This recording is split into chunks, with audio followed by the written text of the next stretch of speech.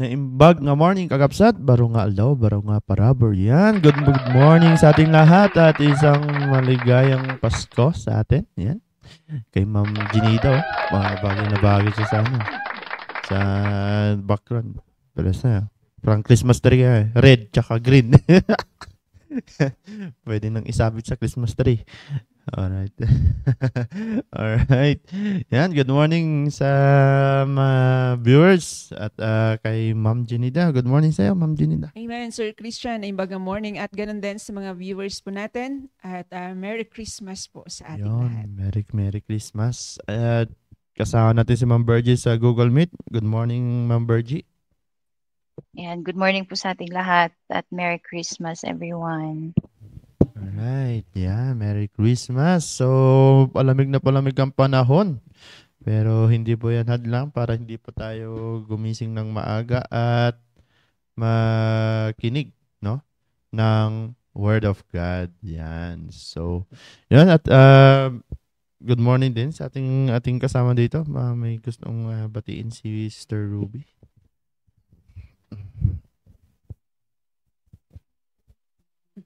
And good morning po sa ating lahat at Merry Christmas po. Yan. Morning. At si Ma'am Sabel. Good morning, Ma'am Sabel. Nasa Google Meet siya. Ma'am Sabel. Good morning. Kada tayo amin. Merry Christmas, Ma'am Sabel. Merry Christmas. Sana hindi na malamig ang Pasko mo.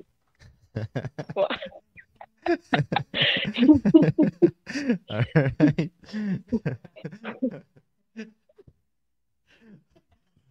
Ayan, may inaabangan kaming pawat-wat sa December na Ma'am Ginida.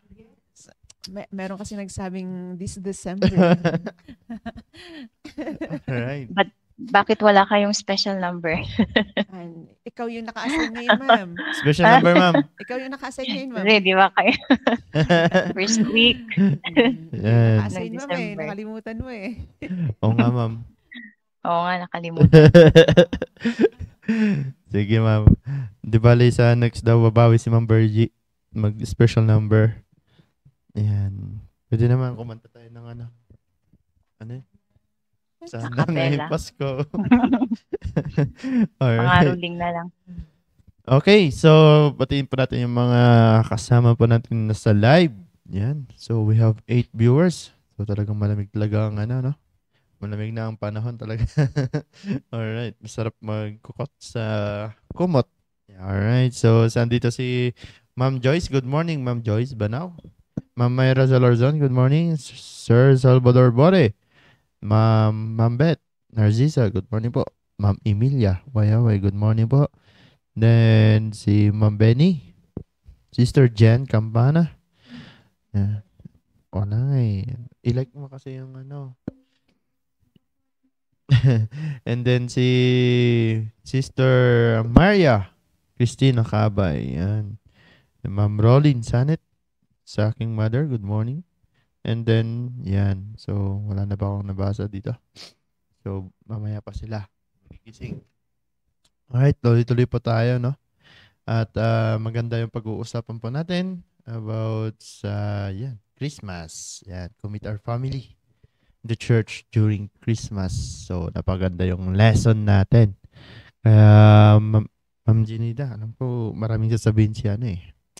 Si Ma'am Bergie. Ma'am Bergie, mauna ka ulit. Baka maputulan ka ng internet mamaya kasi, kaya nauna ka namin. O kasi pag late, yung mga, diba? ano, yung mga, nakaka-distract yung mga manok. Tsaka yung mga chicken nyo dyan eh. May sige, mga roosters dito. Okay, diba, anyway, again, yan. Good morning ulit sa ating lahat. At yun nga nabanggit kanina, yung topic natin this December is yung commit my family first this Christmas. And hindi na bago yung ano natin, di ba? Yung mga nababanggit or napag-uusapan natin tuwing December. Pero seryosong bagay, syempre, na sa wisdom ng ating pastor na nararapat lang, di ba, na mapaalalahanan tayo sa tuwing ganitong okasyon tuwing December kasi ang daming, 'di ba? Ang daming mga events. Ayun, at ang daming mga kung ano-anong bagay na nakaka-distract sa atin. Ayun, lalong-lalo na pagdating sa family. Ayun, and yung nabanggit dito sa topic na commit.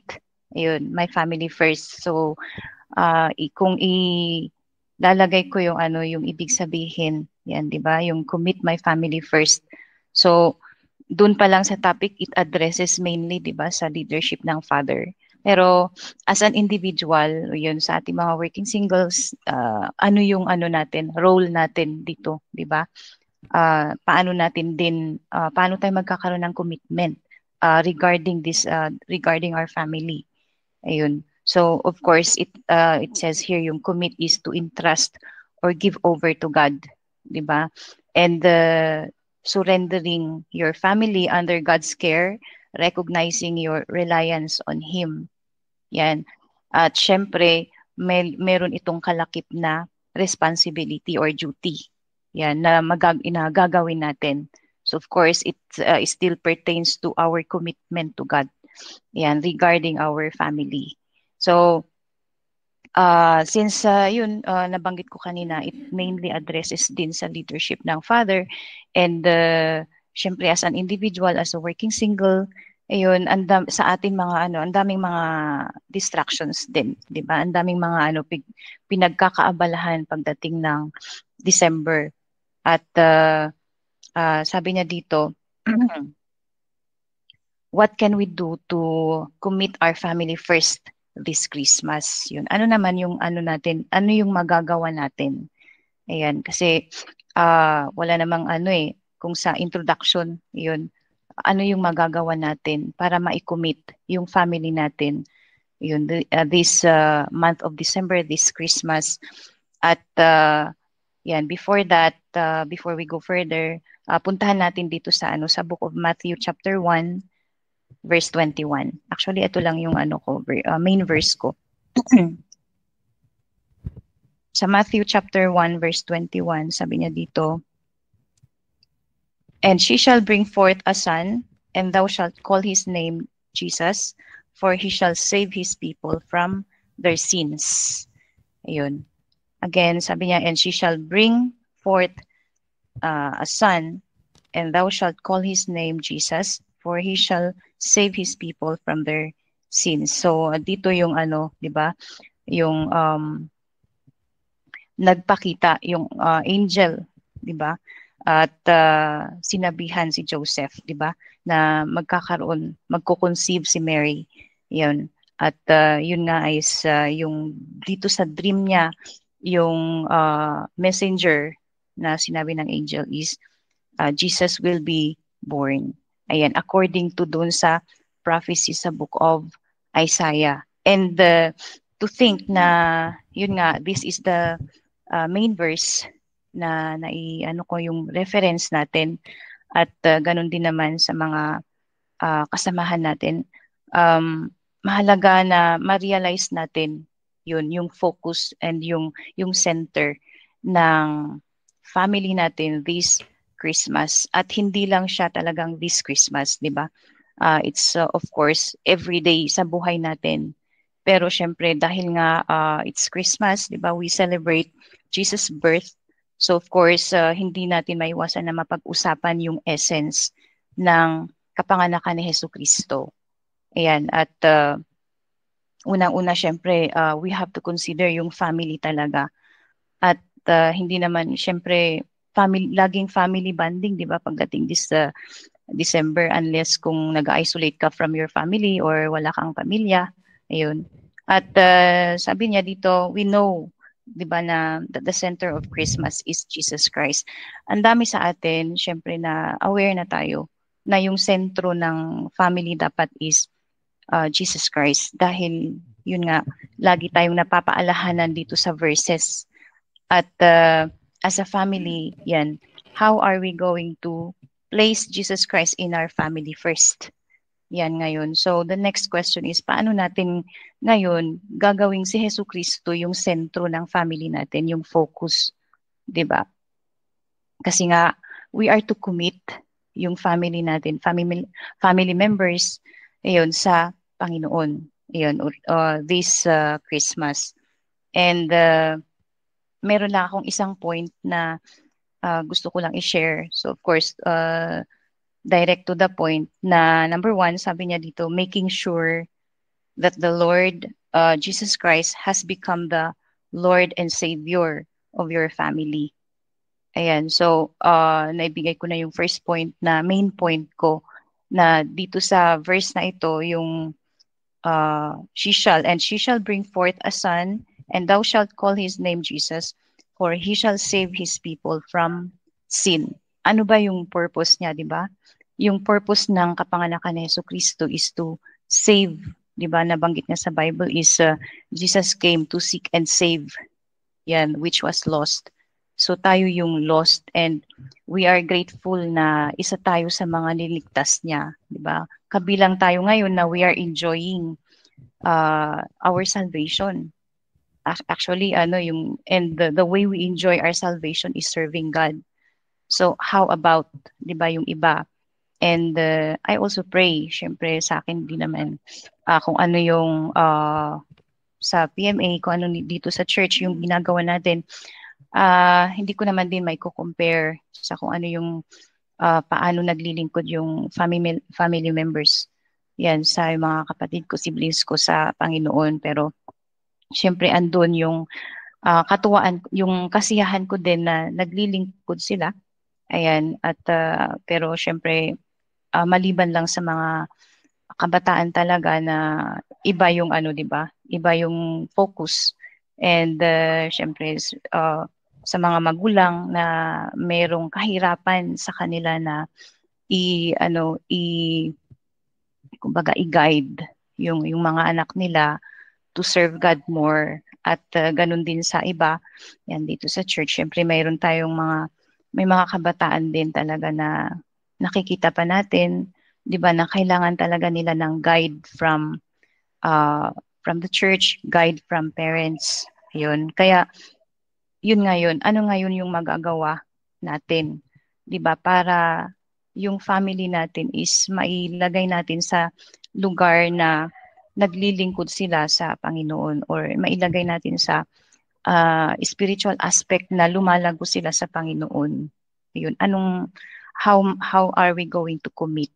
Kasi syempre mahirap din na mahirap na yung parang ipapanalangin mo na lang pero wala kang gagawin, 'di ba? Ayan, lalong-lalo na alam ko yung struggles ng parents.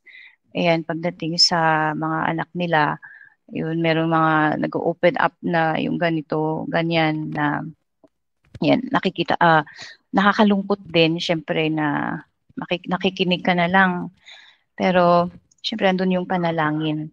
At, syempre, habang nandyan sila, yan, we are praying na in the future, di ba, ay ma-revive sila at manumbalik sa Panginoon. Kasi, yun nga, they may be physically present sa church services, pero spiritually absent. At bigla-bigla mo na lang sila makikita around, 'di ba, na doing something for sa mundo. Yun, living in the world. Kaya yun yung nakakalungkot. And that mainly yung may kalakip, nabanggit ko kanina na may kalakip na responsibility, yung commitment. So of course, when we commit, syempre may action, we carry something out into action. At yun yung syempre yung gagawin natin, yung paglilingkod natin sa Panginoon. Na uunahin natin syempre yung sarili natin. Yan, para maging effective tayo sa pag-commit, 'di ba? Yung paggabay sa family natin, family members or towards their yung growth, spiritual aspect. Yan, spiritual growth. At syempre sa akin, we are all independent. Hindi naman kami of course we just do yung kung ano yung part ko na magagawa ko para sa family ko, hanggang sa mga pamangkin, syempre andun pa din. And we all sometimes talk about it. Yan. lalo-lalo na syempre sa ate ko. And yung syempre may mga aspects na kailangan silang gabayan yan spiritually. And may mga bagay na pinag-uusapan din namin. Ayan, sometimes when pag kumpleto kami, and they sometimes depend on me pagdating sa devotion or sometimes pagdating sa may Bible study, yung ganun. Or yung in my case is always assuring yung salvation nila. Yan. So andun pa rin ako lagi sa making sure of their salvation. Kasi importante talaga yun na maano mo, 'di ba, ma-remind mo sila kasi yung foundation kailangan makita nila yung essence talaga ng ng Jesus birth yun. And kumbaga hindi ka talaga papayag na hindi nila alam at hindi sila ma-assure. So of course by experience sa family ko, yung pamangkin ko na syempre meron siyang struggle. Yan, kung may struggle syempre na sila may na dito, doon may isip na sila. So kumbaga doon ko nakita yung nung sa kaka-assure ko kasi mas close kami. And pag binabanding ko talaga is for the sake na may mga bagay yung tina-timing ko. Yun yung pinag-uusapan namin yung salvation. And then until such time na anong tawag doon, nakikita ko yung assurance niya sa salvation, yung naintindihan niya yung salvation niya based on his actions. Yan, based on his behavior at saka yung mga convictions niya. So meron yung time talagang hindi man siya sa church talaga nag-church pero na-impluwensyahan ko siya doon sa tracts, yan, yung paggamit ng tracts natin. And then yung Bible, 'di ba, na siya na mismo on his own is siya yung ginagamit niya yung tracts actually. Ayan, sa family din niya syempre. Yun, sinishare niya sa mama niya. Pero syempre safe naman yung family niya. Although talagang syempre pagdating sa standard, yun nga, iba naman kasi sa church. Kaya ginagamit na sasabuhay niya kung ano yung naituro ko. Yan, based on dun sa tracts na ginagamit natin. Ayan, at saka yung Bible na naging din siya, nag-stick to King James Bible, ganun. Kasi syempre, hindi, doon sa Baptist Church na pinupuntahan nila, of course, is gumagamit yata ng NIV. Ayun, kaya syempre hindi ko naman sila mapanghimasukan na hindi sa PMA na lang kayo mag-church, hindi ko naman sila mapakialaman yan pagdating sa nila, sa kung saan sila dapat mag-church. At yung syempre sabi ko minsan mas maigi na meron din yung time na mas maigi nang di sila active kasi iba talaga dun sa church nila ngayon. Kumbaga pag wala na yung pastor, I guess magiging totally Pentecostal. Ayan. Kaya doon nakikita ko yung effect niya sa family. Ayan. Kasi sabi ko grabe, kung saan ka talaga nag-church, ayun, malaki yung impact sa family. And kaya mapalad tayo dito sa church, sana yung mga kabataan is ma-enjoy nila yung standard. Kung makikita nila talaga sa iba na halos wala na talagang wala nang sinusundan na na standard na biblical pattern pagdating sa paglilingkod. Kaya kumbaga kasi namatay nga yung yung family attorney namin na inaasahan namin lagi pagdating sa yung sa dealing ng lupa, ganun. And then at her age of 51 lang yata is yan, she just passed away. Sa grace actually siya. Pero yun, hindi ko siyempre as a respect lang na pumunta ako. And then yan nga, yung naikwento ko nga kay Ma'am Ginida, yun yung sitwasyon na ganun. Na nashock talaga ako pagdating ko doon. Sabi ko, grabing pagbabago. At yung sinasabi ko is malaki yung impact niya sa family. Yun. So, ganun pa lang is, kailangan ko pala talagang mag-double time. Parang ganun to always guide yung mga, syempre, yung mga sa family namin, sa pamangkin ko. Kasi else, di ba, or else mai-influensyahan sila. Ayun, kaya yun, to cut the story short, hindi na sila, gumagamit ng, nagiging almost, na sila, kumbaga, very compromising. And ako lang yung nakadress doon na pumunta, ako lang yung may Bible. Yan, yung iba siguro may phone ang gamit nila. Ni isa walang modest apparel doon. At may iba nakatsinelas lang. Yan, parang lamay lang sa bahay. Parang ganun lang yun. At yan, so nakakaawa. And sabi ko nga, super grateful ako. Yan, wala na ako doon. And I promise, sabi ko sa sarili ko na hindi na ako babalik. Kahit siguro may close talagang mamamatay doon na sabi ko hindi na ako pupunta sa lamay doon. Kasi mabigat, walang naligtas that night.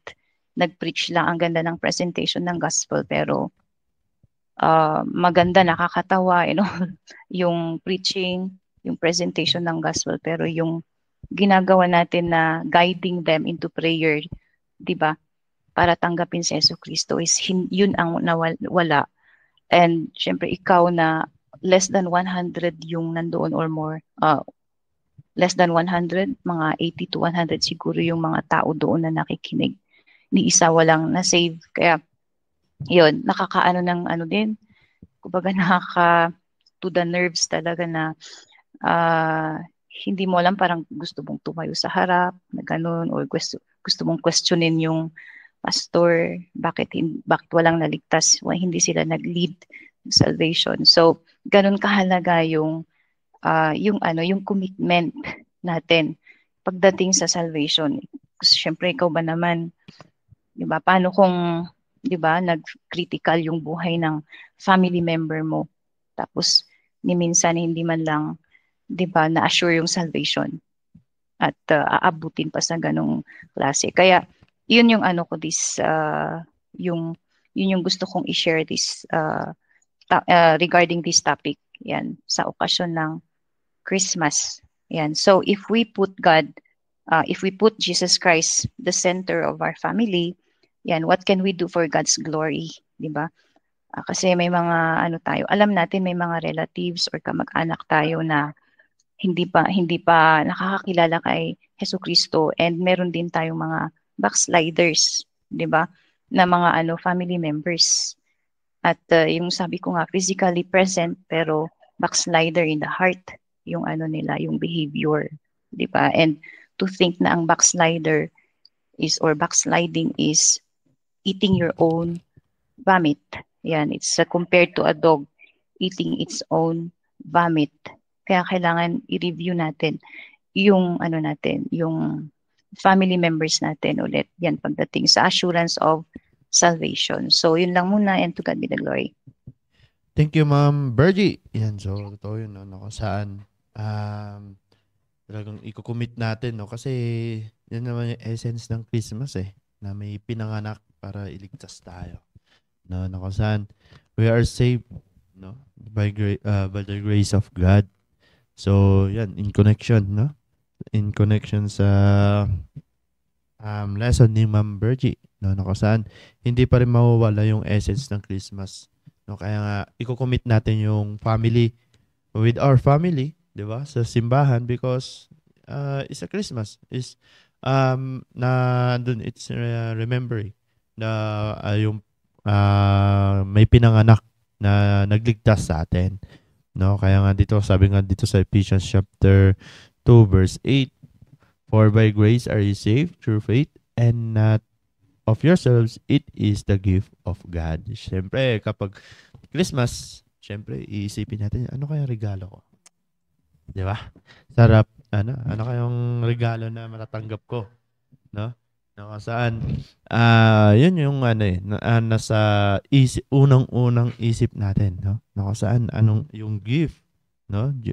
Pero minsan, 'di ba, may mga Kristiyano na nawawala sa kanilang isip na yun nga, yung kapag Christmas, naisip nila, saan tayo gagala? Di ba? Saan tayo mamasyal? Saan natin gagastusin yung 30-month pay? Sana all meron. Sana all meron, di ba? So, saan tayong dagat na maliligo? Yan. Sana, no? Yan, working daw, working. Yan. So, pwede rin. This year ba? No, last year. This year, no? Pala, yan. So, yan, second wave daw. Nagre-request si Ma'am Junida. Gusto niya magpaitim. Alright. Yan, nakasaan. Yan yung unang pumapasok sa, pero nawawala yung isip natin during Christmas is merong pinanganak na takapagligtas, 'di ba? Na si Kristo Jesus. Kaya yun yung binasa ni Ma'am Berge kanina sa Matthew, no? Kung saan andyan ang Panginoon, binigay niya yung kay sa isang anak niya para iligtas lang tayo, no? At yun, for by grace, no? For by grace are ye saved through faith, no? Napakaganda, no? Kung saan isipin na po natin during this Christmas, hindi dapat sa galaan, hindi dapat sa mga Christmas party yung iniisip natin, sa gift, di ba? Mga tradition na ginagawa ng mundo. Pero dapat isipin po natin na meron pong pinanganak, no? And yun yung tagapagligtas po natin. Kung saan doon tayo magkukumit, di ba? Doon tayo magkukumit with our family, no? Kung saan together with our family. Kasi yun nga, lagi natin na naririnig kay pastor na this church is a family church, na kung saan included, no? Hindi lang tayo kundi pati yung ating family. Kaya nga napaganda, no? Ito isang kinalakihan ko, kaya I'm so thankful sa aking father dahil yan, na kung saan maraming events sa family, like family reunion, no? Na kung saan natatapat sa linggo, di ba? Na kung saan pinamulat niya kami na mas mahalaga pa rin ang church. Hindi niya binibigyan prioritize yung mga family reunion, like doon sa Nueva Ecija, yan, mga ganyan. Na kung saan lagi naman siya ini-invite, di ba? Pero yun nga, lagi kong yun yung kinalakihan ko sa kanya na mas maganda na sa church, di ba? During this Christmas. Kasi yan, mas maganda na we worship God. No, we worship God pa rin. Na hindi porket Christmas, may excuse na tayo para yun nga, na mawala sa church, no? Or magbakasyon. Balik Christmas naman, may tindahan naman ni pastor sa diba? Ganun Kaya nga sabi ko, mas maganda mauna kami sa presentation kasi kapag kami huli, maraming magbabakasyon sa group. Sa group, marami magpapaalam kay pastor eh. Sabi ko, sige, tayo mauna. Next week na. Alright.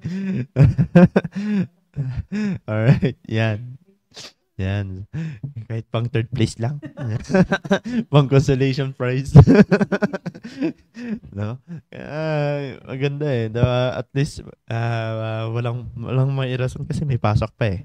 Yan. So, yun. At kaya nga, tandaan nyo po, alalahanin po natin and we remember na during Christmas, no? Na during Christmas, yan po yung alalahanin natin na hindi dapat mawawala, no? Kaya nga sabi po ni yung commitment ni King David sa Psalms chapter 23, no? Verse 6, 'di ba? Na kung saan sabi dito, Psalms 23 verse 6, surely goodness and mercy shall follow me all the days of my life, and I will dwell in the house of the Lord forever. So, makita natin dyan yung commitment ni King David na I will dwell in the house of the Lord forever. Na kung saan, kapag magdudwell, to remain, di ba? Na kung saan, hindi tayo aalis, no? Na kung saan, andyan yung dwelling place natin, andyan yung comfort place natin. So, yun, wag na tayong umalis. No, na kung saan, wag nating hayaan na nabigyan tayo ng jablo, ng rason para umalis sa bahay ng Panginoon. No? Na kung saan tayo ay niligtasan ng Panginoon, na we are included in the family of God, and yun, we will dwell in the house of the Lord. No? No, saan kahit Christmas, na nandito pa rin tayo sa church, we enjoy the program, the fellowship, di ba? No, saan mas maganda na, di ba, na mas na-enjoy po natin yung nandito tayo sa church kaysa sa mga events sa labas. No? Kasi maraming Kristiyano na mas na-enjoy nila sa labas eh. Kaya nga nawawala sila during Christmas kasi mas na-enjoy nila yung event sa labas, sa world. No? Yan, maraming Christian na maraming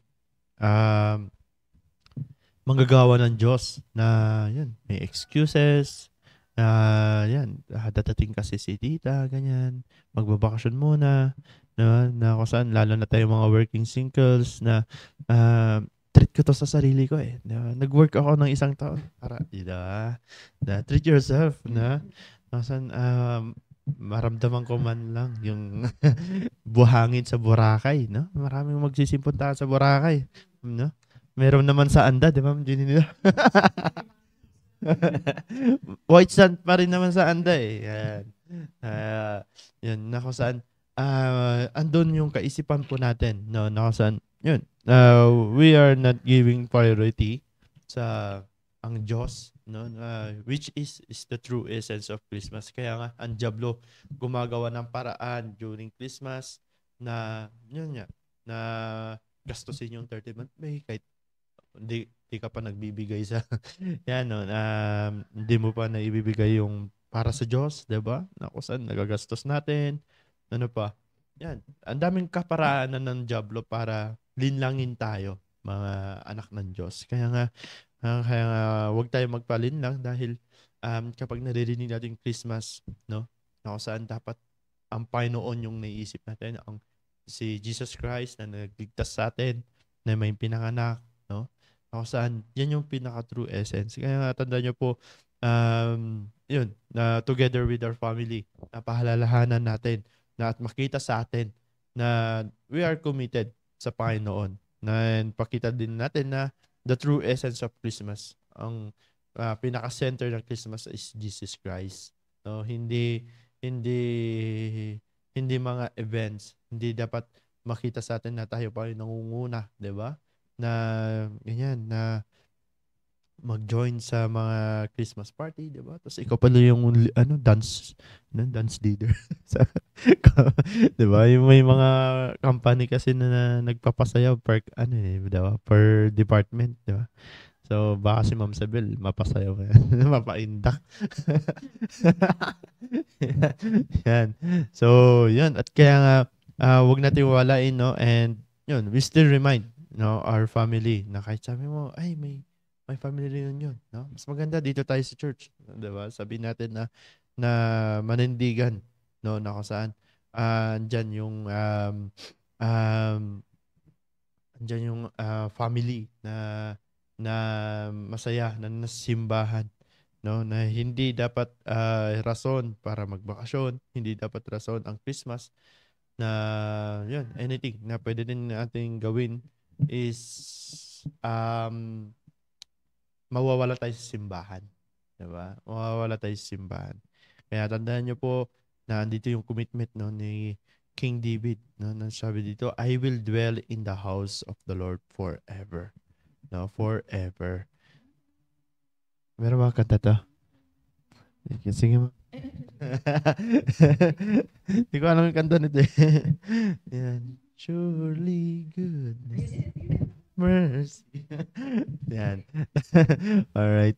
Katawa-tawa si Ma'am Bergie eh. Dapat siya yung kakanta. Alright. Mga na lang po ako sa inyo para may pangkuhan kami sa Anda. Alright.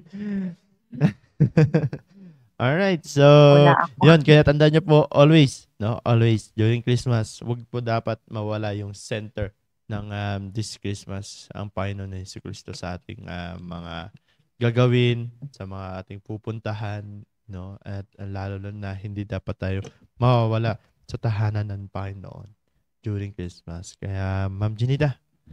Amen sa Member John Sir Christian at totoo nga po yung sinasabi ng mga kasama ko, no? During Christmas season, wag natin kalimutan yung reason for this season. At alam niyo Sir Christian, kapag pag pumapasok talaga yung December, masaya ang mga tao eh. Excited, di ba? Makita mo sa makita mo sa mga mata ng mga tao yung mga excitement. Yan, makita mo na ang bawat isa ay busy, di ba? Busy and kung saan, busy dito, busy doon, busy sa paglalagay ng Christmas decor. Busy and sa busy kakapanood ng yung lantern parade. Lantern parade. May nakita ako doon sa video. Yun. Hindi na nagsimba, no? Ayan, so excited ang bawat isa kasi ang daming bagay na kina-excitan di ba? Yan, yung iba excited sa Christmas break. Yan, kaya parang talagang pinagpala yung first group na magpa-present kasi walang rason eh. Wala pang nagbabakasyon sa na yan eh. Sa sa 16 pa kasi eh. And kaya parang naamoy na natin yung panalo. Ang third place. Consolation prize joke. Yan, so excited sa Christmas break and excited sa Christmas bonus. And alam ko yung iba nakatanggap na eh. And parang may magpapakape mamaya. All. Yan, so nakatanggap na ng Christmas bonus, excited sa Christmas bonus, yan, excited sa Christmas gift, di ba? And so, hindi ko alam, nung mga bata pa kami, kasi pagdating ng December, alam namin na may mga excited kami, kasi alam na namin yung mga tito, mga tita na, mga magbibigay ng mga regalo. Yan, di ba, mga ginugusto nating regalo na iniisip natin na matatanggap natin ngayong Christmas. And kapag hindi yun yung natanggap mo, dumaan yung Christmas, hindi mo natanggap yung regalo na yun, malungkot ka ngayon, di ba? Hindi na Merry Christmas. Malungkot na yung Christmas kasi hindi mo natanggap yung gusto mo. O, di ba? Kasi doon ka excited. Minsan doon ka excited. Yan, so sa mga Christmas vacation, ayun. Kaya nga, sa amin natatawa ako kasi sabi, wala pang December pero nagsabi na si pastor na, mga nag-iisip dyan na magbabakasyon na. Diba? Wala pang December. Wala pang December, devotion namin, parang pa lang atin, September pa lang ata, papasok pa lang yung September eh. And naunahan na yun. And patay na, yun na. Buti na lang, taga Baguio lang ako. Kay Ma'am Bridgie, Dito lang kasi siya eh. Excited ka kasi pag wala pang December eh. Sasabihin ni Pastor, walang magbabakasyon na. Kaya maganda. Pagkatapos na lang ng Christmas. Pagkatapos ng Christmas yung yan, so hindi lang sa Christmas vacation, sa mga Christmas party sa mga work, 'di ba? Sa mga nag-work and sa mga companies, mga groups, meron silang sariling mga year-end yung Christmas party, Christmas program na nagbibigay ng mga incentives yung company nila. Minsan doon excited yung tao, 'di ba? Yan, so pagdating ng Christmas nawawala na yung ang nagiging highlights na ng Christmas ay ito yung mga material na bagay. And nakakalimutan natin yung highlights ng Christmas, walang iba kundi ang Panginoong Kristo Jesus. Kaya kung babasahin natin sa Luke chapter 2 verse 11, and Luke chapter 2 verse 11, bagamat alam ko na memorize na natin itong verse, pero babasahin ko pa rin, sabi ng Bible, "For unto you is born this day in the city of David a Savior, which is Christ the Lord." Na ito yung foundational reason of this season. Walang iba kundi ang Panginoong Kristo Jesus. Ito yung pagkakataon na muli nating alalahanin na merong Kristo na ipinanganak. And merong Kristo na ipinanganak at yun yung naging pag-asa ng bawat isa po sa atin. Hindi lang individual kundi buong family. Walang ibang pag-asa po natin kundi ang Panginoong Kristo Jesus. And kaya nga nakakaano minsan kasi tayong Christians minsan we celebrate Christmas na wala si Kristo. Bakit? Iba yung natin, iba yung focus natin, iba yung sentro na natin dapat. Sabi nga ng co-host ko kanina, ang sentro dapat ng celebration po natin ay walang iba kundi ang Panginoong Kristo Jesus. And kaso nga lang nakakalungkot na minsan yung Christmas season, eto dapat yung pagkakataon na bawat individual or lahat ng membro ng family, ito dapat yung pagkakataon na mas lalo tayong magiging mainit sa paglilingkod sa Panginoon. Ito dapat yung lalong mapapalapit tayo sa Panginoon. And bakit hindi ko naman sinasabi na December lang dapat? Pero hindi naman. Pero ito dapat yung mas. Kasi nga, inaalala natin yung kapanganakan ng Panginoong Kristo Jesus. At pag inaalala natin yun, maaalala natin yung kaligtasan na ating natanggap. Di ba? Kaya napakaganda na buong family and i-check natin. Yan, nag-focus sa material gift na matatanggap po natin. Pero napakaganda na makita natin yung gift. Tuwing Christmas, ito yung unang-unang pumapasok sa unang-unang pumapasok sa isip natin And it's either sasabihin natin na ano kaya yung matatanggap kong regalo or ano kaya yung maibibigay ko na regalo. O, di ba? And kung meron man tayong regalo, kung iisipin man natin yung patungkol sa regalo, isipin natin yung regalo na natanggap natin sa Panginoon. Di ba? Na hindi man natin matanggap yung mga material, wala man tayong matanggap na material gift, pero masaya din pag meron, di ba, Sir Christian? Yan. So, isipin natin yung gift and the best, the greatest gift na natanggap natin mula sa Panginoon. Di ba?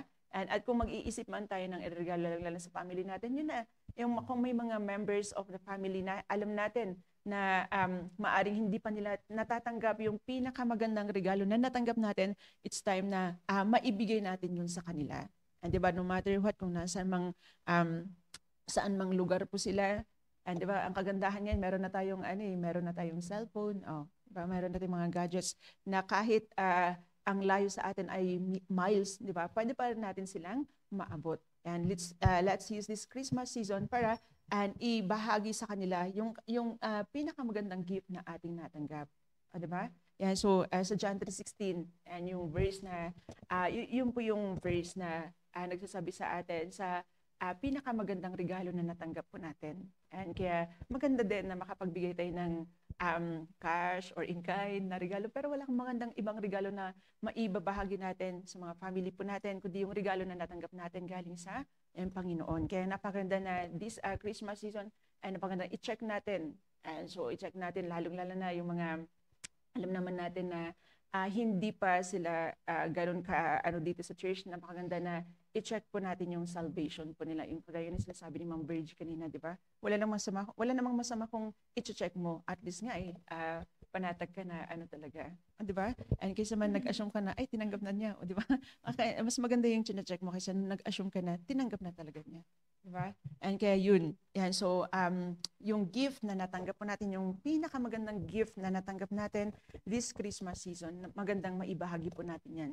At sa mga naman po, sa mga families naman na andito na, and andito na church, kompleto na sa church, napakaganda na buong family, ngayon lang yung sinasabi ni Pastor sa atin, na i-take natin yung time na ito, yung season na ito, na buong family ay magpapagamit po tayo sa Panginoon para i-share yung pinakamagandang gift na natanggap po natin. Diba? At sa mga families na nandito sa church, yung kompleto yung family na hindi nyo lang alam kung paano kayo nagiging blessing, paano kayo nagiging encouragement.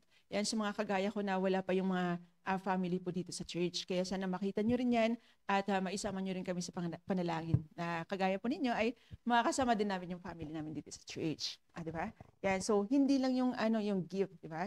Hindi lang yung gift na natanggap natin at napakagandang maibahagi din natin. And kundi, yung light. Diba? Last December 1, ay yung sinasabi ni Sir Christian kanina, and merong lantern parade. And diba, every December 1 ay nagkakaroon talaga dito sa atin ng ganun, diba? And so, ang gaganda ng mga na-display nila na mga Christmas lights, pupunta ka dyan sa town. Kahit saan ka pumunta, pag magandang mamasyal ngayon kapag gabi And, kasi pag gabi, makikita mo yung naggagandahang Christmas light. Yeah. Diba? Ma'am Sabel na rin yan. Baka mag-invite sa'yo, Gabi piliin mo. Sabihin mo sa gabi. Diba, parang kapag umaga, pag araw, naka-schedule na. Pag umaga, pag pumunta ka sa town, parang napaka-plain lang. Pero pagdating sa gabi, naggaganda. Pag uwi natin, pag ginagabi tayo ng Thursday, galing tayo sa mga Bible studies natin. Wow, di ba? Appreciate talaga, ang ganda And ang ganda kung paano nila, may ano pala dito, may ganyan pala. may deer pala dito, may ganun pala. Di ba? Ang ganda. Yan, so kahit mga pinarada nila ng mga lanterns, ang ganda talaga nung kung napanood niyo po yung Parang si Ma'am Ginida ang yung dumaan dun. napanood niyo yung live. May napanood nga ako doon na taga-church eh. Joke lang. Nag-scroll si Ma'am Ginida doon. Di ba? Ang ganda. Pero ang ano nga doon napakaganda. Naka sila sa mga Christmas lights, pero naisip kaya nila yung source of all lights. Yan, ano pong sabi ng Bible sa John chapter 8 verse 12. And Luke pala. Luke chapter 8 verse 12. And sana ba 'yun? Luke chapter 8. Parang nawala sa Bible ko 'yun Yan, sabi ng Bible, I am the light of the world. Yan, wala pong ibang nagsasalita po diyan kundi ang Panginoong Kristo Jesus. I am the light of the world. Di ba? Nagagandahan tayo sa mga Christmas lights, mga Christmas lanterns, pero naisip natin kaya kung sino yung source of all lights. Di ba? Kaya napagaganda na kung di man alam yan, magandang gamitin natin yan para ikwento maikwento sa kanila and maituro sa kanila kung sino talaga yung source of all lights. Di ba? Yan, kaya kasi nakakalungkot minsan na tayong Kristiyano, minsan nagse-celebrate tayo and nag-decorate tayo, pero hindi natin alam kung bakit. And parang kasi Christmas, yun lang. Yan, doon tayo minsan nakafocus. Yung family natin minsan, doon na nakafocus. Di ba? Naalala kapag dumarating din yung Burmans, nag-save din kami para may maipanghanda kami dun sa maipanghanda kami ng December 24. Tama? Yung Noche Buena. Di ba? Yan, so nag-save para lang may maihanda ng December 24 para may masarap na Noche Buena. Di ba? Yung kakasya yung 500.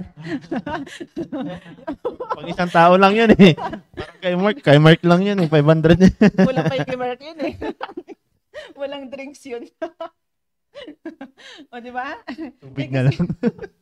Kasi doon nakatuon yung natin eh. Doon yung nakasentro yun ng natin, na celebration pa natin eh. Pero nakakalimutan natin yung gift, yung lights, di ba?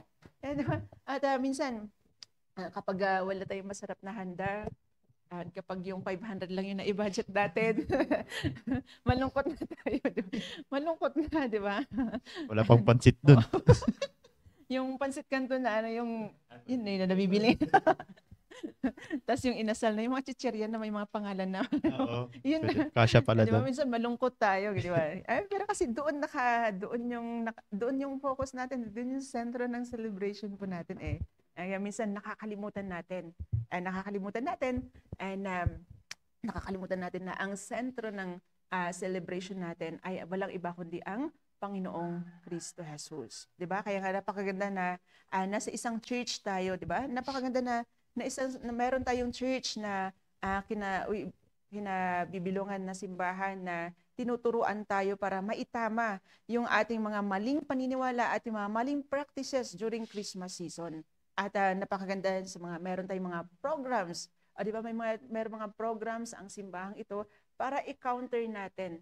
Para i-counter natin yung maling celebration ng mundo pagdating ng Christmas, 'di ba? Kaya nga napakaganda na itong Christmas season, buo yung family po natin. Buo yung family po natin. Sa bawat pamilya natin wala kahit isa. Alam mo yung naliligaw kasi minsan ngayon iisip natin na may magbabakasyon doon sa tita na magbabakasyon dito, magbabakasyon doon, or doon kay Ninong, doon kay Ninang. Buti na lang wala pa tayong ninang eh, no? Yan doon. And yun yung natin, napaganda yung theme na ibinigay ni Pastor, na ipo-commit natin yung family and this Christmas season sa Panginoon. Di ba? Napaganda na yung family ko. Yan, dito kami sa church, gagamitin namin itong Christmas season and to share the gospel and to share the gift, the greatest gift na aming natanggap.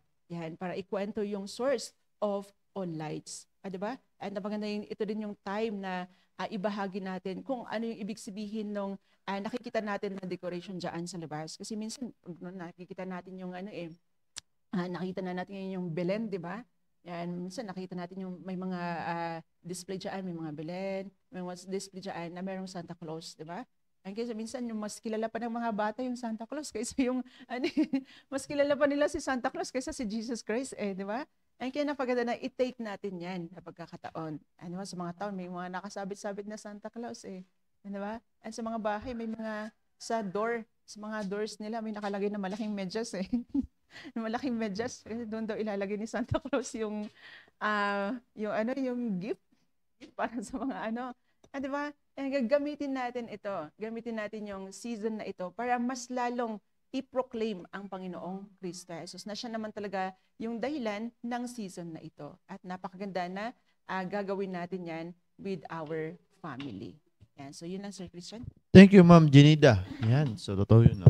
Saan talagang isa center, focus talaga natin si Jesus Cristo this Christmas. Kaya, no other than, na kung saan, masaya tayo during Christmas dahil, nakakuha natin. Pero dapat mas masaya tayo during Christmas dahil, si Cristo Jesus yung pinaka-center. Kahit hindi naman Christmas dapat focus pa rin natin si Cristo Jesus, no? Sabihin nyo, pagkatapos ng New Year, wala na, di ba? Hindi na focus. Malungkot na. Malungkot na kasi ubos na yung pera. Alright. So, yun. At kaya maraming salamat, no? Na andyan yung Word of God na magpapaalala sa atin. And meron church na nagpapaalala sa atin na ito yung essence, true essence of Christmas, no? Saan kasi minsan talaga kapag na lilihis or andyan ang diablo na linilin lang tayo na nawawala sa isip natin si Cristo Jesus during Christmas. Alright, so maraming salamat Ma'am Bergie and Ma'am Jenida. And yan, tanongin natin yung mga kasama natin kung ano yung kanila masasabi. Yan, sige Ma'am, unahin natin si Ma'am Ruby.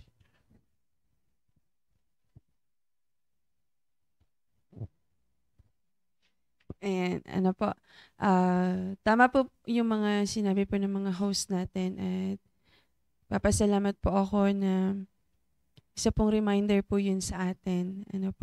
At yun nga po na sabi po ni Ma'am Virgie na make sure po na ang Panginoong Hesus Kristo ang Savior or center po ng ating pamilya. At yun po yung prayer ko ngayon kasi nga po yung nangyayari sa family namin, yung ibang members ay di na po nagsisimba, ay yung prayer ko po ay madala ko po sila dito at dito po kami magsiselebrate ng Christmas. At yun nga po na sabi po din ni Ma'am Jen na let this Christmas or season, yung reason po na ito yung time na ma-share po natin yung gift na natanggap po natin, which is the salvation. Kaya yun lang po. Maraming salamat. Okay. Brother Mark. Brother Mark. Tanongin natin si Brother Mark. Yan, si Brother Mark. Happy wedding to... Putol ako. Dito ka sa gitna.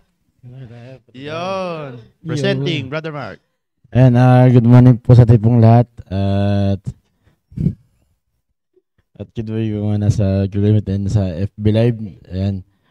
Unang-una nagpapasalamat sa Panginoon sa panibagong topic. Kung saan lagi sasabi niyang ating malapasan hindi naman itong December, kundi araw-araw na kung saan si Kristo pa rin lagi yung sentro. Hindi lamang December kundi araw-araw si Kristo pa rin yung sentro ng focus ng ating attention. Hindi lamang December kundi araw-araw. Si Kristo lamang yung focus natin sa ating family. Na kung saan bis na kaysa sa magbakasyon, dali natin dito sa church yung ating mga kamag-anak. So yun lamang po. Yan, Brother Mark. Hindi naman talaga magbabakasyon si Brother Mark Nandito lang yan sa pag-ibig. Sapat. Alright. Yan. At Tanungin natin naman si Ma'am Sabel. Ma'am Sabel. Anong Tapos masasabi na mo? tapos na. Anong tapos na? Ah,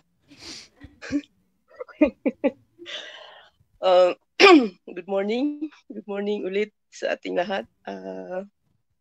Papasalamat tayo na napaalalahanan na tayo ulit sa ng Christmas kasi dati kasi sa probinsya yan pag Christmas parang inisip ng party, wow. Ayun, Mga party. ngaroling Party. para may What? pang party. Mga ngaroling kayong bats or barkada para may pang party ganun. Kasi sa probinsya kasi magluluto, kakatay ganun yan sa probinsya. So parang hindi pa naaalala na pupunta sa church, magpe-pray ganun. So nagpapasalamat tayo na save tayo na gagamitin natin ngayon na para i-share talaga yung true essence of Christmas. Wow. Wow. Wow. Na magagamit tayo sa ating family para ma-share yung kaligtasan din na natanggap natin. So, iyan lamang po. Oh my gosh, magbabakasyon pa sana ako sa probinsya. Wow. Okay lang daw mabakasyon, ma'am, basta isama mo siya. Pero, Pakilala mo na raw. pero Baka ma-expert yung baboy na Isama nilalagaan mo. Papayag daw si Pastor pag isasama mo siya. Yan, baka ma-expert yung Sige, baboy na sige, pag dumating siya, isasama Parehas ko na siya. Sige.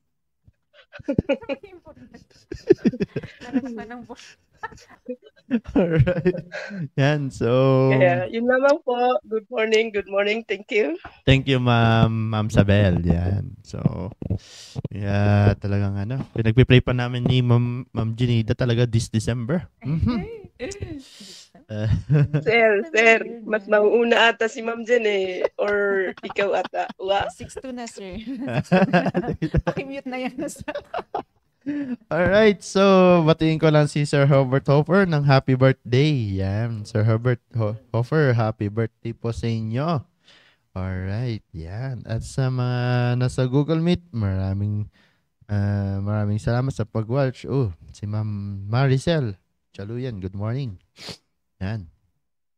Yan, at maraming good morning din sa mga humabol sa Google Meet. We have 19 viewers.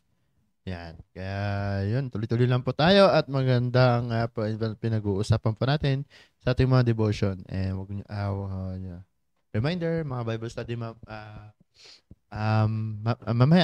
Yan, ngayong araw.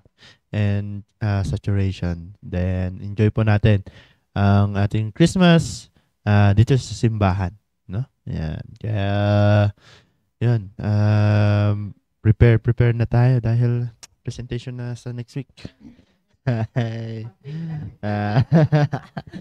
Yan. Claiming. So, alright. So, yan. At tuloy-tuloy po tayo. At kaya mga working singles, no? Yan. So, enjoy natin. Mas enjoy na dapat natin yung sa simbahan kaysa sa mga Christmas party sa labas, no? Alright. So, wala nang sasabihin, Ma'am Bergie, Ma'am Janida? Okay. Wala na.